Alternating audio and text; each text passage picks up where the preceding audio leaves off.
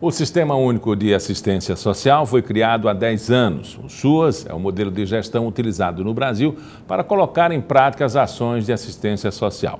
A lei que garante o acesso ao desenvolvimento social é de 1993, mas segundo um estudo divulgado no mês passado pelo Instituto de Pesquisas Econômicas Aplicadas, o IPEA, em Alagoas a situação ainda precisa melhorar muito. O estado ocupa a última posição no mapa da vulnerabilidade social em todo o Nordeste. Para falar sobre esse assunto e como enfrentar esse problema, eu converso com a presidente do Conselho Estadual de Assistência Social, Ana Tojal. É mais um dado aí preocupante e que merece atenção e que vai dedicar muito trabalho, principalmente da assistência social clássica que você representa. É verdade, Miguel. Nós temos hoje esse grande desafio. Apesar de 10 anos de criação do SUAS, a gente ainda vê o estado de Alagoas figurando com o pior índice de desenvolvimento humano. E isso nos preocupa porque a gente tem uma tradição nessa política de não política, ou seja, as pessoas encararem a assistência social como uma benesse, como um favor, né? Confundindo assistência social com assistencialismo. E o assistencialismo, ele não ajuda ao desenvolvimento humano. Você tem que pensar ações dentro de uma política pública que se pretende fazer a proteção social desse indivíduo, que se pretende reduzir as vulnerabilidades sociais.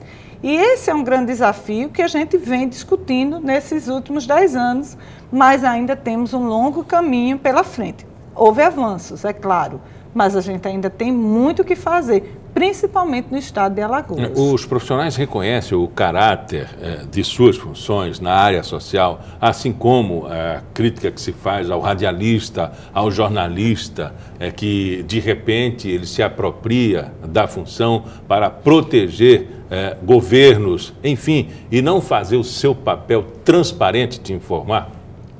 Miguel, a gente teve durante muitos anos o que a gente chama do primeiro damismo, ou seja, as primeiras damas assumiam a pasta da assistência social. E aí, lógico, era uma pessoa que podia ter até toda a boa vontade, mas não era um profissional preparado para lidar com uma política pública, não tinha formação nessa área. Então, é uma política que era feita de forma como se fosse algo que não é política. Isso que eu acabei de falar.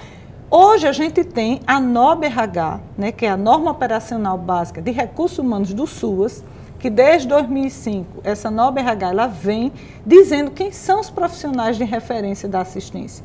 O assistente social, o psicólogo, o educador social. Então, são profissionais que são formados, que têm qualificação para atuar nessa política. Não é você fazer pelo voluntarismo, pela boa vontade ou pela forma como você acha que a política deve ser exercida. Na verdade, essa é uma política que tem que ser feita por profissionais que compreendem e entendem como fazer esse trabalho com essa população mais vulnerável, como realizar as ações, os serviços, né, os projetos, os programas, os benefícios, que são meios para você alcançar um outro patamar de cidadania. Você tem hoje um benefício como Bolsa Família. Se ele for o benefício pelo benefício, você não ajuda esse cidadão a evoluir. Então, vem toda uma gama de políticas públicas, né, com a parte de geração de renda, com a interface com a educação, com a saúde, com acesso a essas outras políticas sociais que vai garantir que esse indivíduo tenha um mínimo de dignidade para alcançar um outro patamar de cidadania. E isso não se admite mais que seja feito somente pelas primeiras damas. Isso precisa ser feito por profissionais. Os gestores da assistência precisam ser profissionais que entendam da assistência. Os trabalhadores da assistência não podem ser trabalhadores que têm contrato precarizado, né? Aquele contrato que ele está hoje não está amanhã, ele não tem nenhuma garantia do recebimento dos seus salários. E a gente tem essa realidade, infelizmente, ainda no estado de Alagoas. E a gente precisa superar isso. Que prática danosa foi praticada, né, pelo damismo? Olha, a primeira prática danosa é o assistencialismo, né? Quando você entra só no viés de dar uma cesta básica, né? De você gerar uma cultura de favor. Então, aquele usuário da assistência fica achando que ele é devedor daquilo que ele recebeu. Isso confunde com a prática eleitoreira? Com certeza. E isso foi feito, né? E, infelizmente, ainda é feito em muitas situações. E qual é a diferença, que tem muita gente que faz uma grande aliança dessa prática eleitoreira com um programa de divisão de renda, enfim, como o Bolsa Família? Qual é a diferença do damismo para um programa como o Bolsa Família? A diferença é que, no caso de um programa social, seja o Bolsa Família, seja o benefício da prestação continuada, são programas que são direitos adquiridos. E as pessoas passam a acessar isso quanto direito. Por que um direito? Porque a pobreza não pode ser vista como um fenômeno natural, algo que Deus quis que foi assim. De maneira nenhuma. A assistência social, ela vem como política pública para dizer que a proteção social é dever do Estado, é direito do cidadão. Então, se é direito, não é favor que o gestor está fazendo na hora que ele concede um benefício. O Bolsa Família é um direito. Um direito por quê? Porque a essas pessoas que se encontram nessa faixa de vulnerabilidade social, a elas foram negados outros direitos. Saúde, educação, trabalho. Então, elas se encontraram num patamar de vulnerabilidade que elas precisam ter uma renda, né, mínima para ajudar que ela alcance o outro patamar de cidadania. Qual é o comprometimento de entendimento de um processo como esse para um país como o nosso, em que as pessoas não se veem como cidadão? Exatamente isso, Miguel.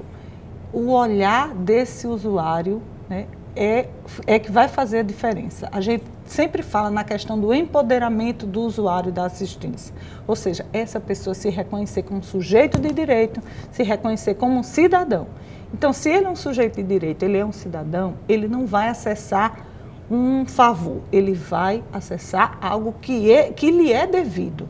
E se ele compreende que ele é um cidadão, né, portador de direitos, ele vai exigir sua dignidade na hora do atendimento, né? Na hora que seja concedido esse benefício, na hora que é feito um programa social para que ele alcance alguma outra situação do ponto de vista da sua vulnerabilidade, ou seja, ele reduz essa vulnerabilidade, ele tem acesso ao trabalho, ele tem acesso a algum tipo de geração de renda. Tá aí os outros programas que vêm complementar o Pronatec, né? Os programas de geração de renda de uma forma geral, que são programas que veio para alavancar essa situação das pessoas em situação de vulnerabilidade. E isso, né, por mais que a gente queira negar, isso é visível. A gente teve um avanço do ponto de vista da quantidade das pessoas que se encontravam em situação de miséria e que hoje alcançaram uma outra situação, que hoje tem acesso a bens, serviços, tem acesso à saúde, à educação. Lógico que está muito distante do que a gente gostaria. E o estado de Alagoas, ele está figurando no ranking nacional com esse índice de desenvolvimento humano tão baixo. Isso é fruto de quê? De políticas errôneas, é fruto de má gestão, é fruto também da falta de consciência dessa população, porque tem um autor chamado Pedro Demo que ele fala muito da questão da pobreza política, que ele fala que pior do que a pobreza econômica é a pobreza política. Como é que o Pedro analisaria, por exemplo, a programação do Tribunal de Justiça no processo de cidadania? O governo vai aos bairros e distribui carteira de identidade, faz coleta de sangue. E até agora, recentemente, um projeto do Tribunal de Justiça está dando documento de terreno que foi doado pela prefeitura. O que significa isso? Olha, Miguel, se isso vem acompanhado... Com um grande estardalhaço, pirotecnia e propaganda. Pois é, se isso vier acompanhado de um trabalho, de um serviço continuado, para acompanhar o desenvolvimento dessas pessoas, para fazer, de fato, um diagnóstico dessa realidade, Isso é positivo. Agora, se é feito somente com o intuito de criar um fato político ou fazer propaganda em si, eu acho que aí a gente tem que repensar esse tipo de atitude. É importante que as pessoas tenham acesso à documentação, que as pessoas tenham acesso aos serviços, mas não só de forma pontual, só nas campanhas. As campanhas são importantes, ajudam, às vezes as pessoas que não tiveram oportunidade e de em outros momentos acessar aquela documentação, estão tendo aquela oportunidade. As campanhas são válidas, mas elas não podem morrer ali, não pode ser um fim em si mesmo. Mas os mutirões também denunciam que a prestação de serviço não está sendo feita, porque se existe o Instituto de Identificação para tirar a carteira de identidade, por que existiu o mutirão?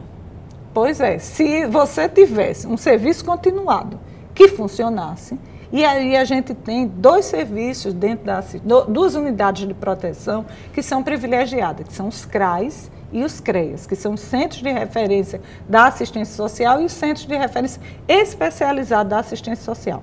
Esses CRAs, eles podem, né, dentro dos territórios onde eles estão, a gente tem CRAs espalhados em todo o estado, cada município tem uma quantidade X de CRAs conforme a sua população. Esses CRAs, eles têm a obrigação de fazer esse levantamento. Quais são as pessoas, os cidadãos, as famílias que se encontram nessa situação, que precisam da documentação, porque sem documentação você não acessa nenhum benefício, né, nenhum programa social. Então, é obrigação que isso seja feito de forma rotineira, que seja uma coisa sistemática, não só em mutirões. Os mutirões talvez venham para dar uma alavancada, mas não pode ser só esse mutirão. Não pode acontecer uma coisa que acontece uma vez no ano. Não pode ser desse jeito, isso tem que ser um serviço continuado. As vulnerabilidades, elas acontecem sempre. A gente está com situações batendo a nossa porta todo dia. Então, assim, e hoje a vulnerabilidade social, até por a questão das drogas, da violência, ela está aí, ela já nem escolhe mais classe social. E tudo, né, passa pelo processo de cidadania, com a alfabetização, reconhecimento de que o cidadão ele existe e que o Estado está a serviço dele. Exatamente. É você reconhecer que aquele é um dever do Estado. Então, se é um dever do Estado, todas as políticas públicas têm que concorrer para atender essas vulnerabilidades. Não só assistência social, saúde, educação, porque a assistência social é uma política transversal. Se a saúde, se a educação, se a política do trabalho e renda, elas não estiverem funcionando, esse resíduo vem cair aonde? Na assistência social. Conversamos com Ana Tojal, presidente do Conselho Estadual de Assistência Social. Muito obrigado pela entrevista. Obrigada, Miguel. O Pauta Especial termina aqui. A gente se vê de novo na segunda-feira, às 11h30 da manhã, com reprise às 7 horas da noite. Até lá, bom fim de semana.